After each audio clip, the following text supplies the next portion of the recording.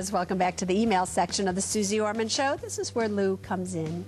I always like when Lou comes in. Oh, that's nice. Yeah, Lou, so do you know the thing about why men pay for their daughter, or, you know, why the female's family pays for it? We were talking about it earlier. It has something to do with a dowry, the times of dowries, but I don't know. So I have to ask. It's not going to happen. It's not going to happen with our wedding, that's for sure. Because you all know Lou is getting married to Lillian. True. We don't know when he's getting married yet, but we don't know who's paying for that wedding. I'll keep you in the loop. All right, fine, thank you. All right. Before we start, we have another child who's just fascinated by you and loves to watch you.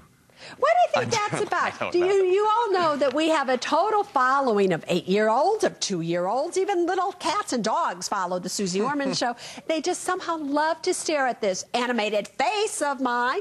So do you have a picture of it? Here's a picture of Sammy. This was sent in by her mother, Clarissa, from Battle Creek, Michigan. And does Sammy watch me every single Saturday night? Every Saturday. It looked like she was handing you some money to invest for it, too. I don't know what that was in her hand. Her bippy, her boopy. What's it called? I don't know. I don't know. All right, ready? Yeah. Ready for the emails now? Amy Feller, my executive producer, our executive producer, said Binky. I don't have kids How yet. would you know, Amy? Oh, Dan, who is our director, happens to have a child. So. Filling in the gaps. Yeah, there you go. No, about money. I don't know about babies. All right, go. All right, here we go. Kelly, 48, in Melbourne, Florida. My sister and her husband are close to foreclosure, and they are negotiating with the bank to refinance. The house is worth probably about $50,000 to $100,000 less than it's worth. Would it be better for them to do a short sale and family members, myself and another, buy the house at the lower mortgage? Wow. Listen, I've been telling you about this strategy. I told you about this once before, so I'm going to try to tell you about it again. Listen closely. Yeah, in my opinion, it would be better to do that. Why? If you refinance a $200,000 mortgage, let's just say the house was, has a $200,000 mortgage on it. You refinance it at a lower interest rate. Okay, you're still financing a $200,000 mortgage. If, however, you were to do a short sale and you were to take that house and with the bank's permission, you sold it for $100,000, let's just say to your relative. They bought it for $100,000. They now carry the mortgage.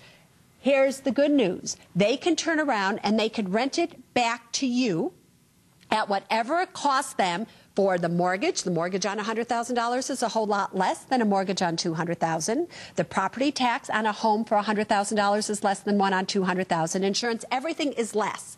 Then, once your FICO score recovers and you can qualify for a loan on your own, I don't think you're going to see interest rates a whole lot higher than they are right now. What can happen is you can turn around and repurchase the home for, let's say, $110,000, $120,000 from your family members or friends. They make 10 or 20% on their money.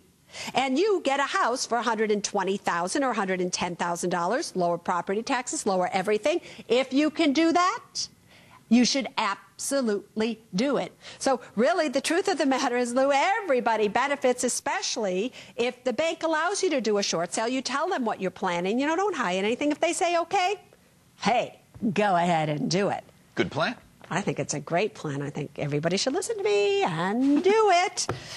Right, but then, when don't you think everybody should listen to you? I was just going to say that to you. I was just going to say, I always think all of you should listen to me and do everything that I say, which is why I say what I think you should do. That's right. And now I know what we should do. What's that? Let's go home. All right. Let's go home, but not together. No. No. I go home my way, he goes home his way, and you're going to go home your way, but hopefully you are still home. Hopefully you're home every single Saturday night to have date night with me so that I can help you with your financial dilemmas. So until next week, there is only one thing that I want you to remember when it comes to your money, and it is this: people first, then money, then things. Now you stay safe.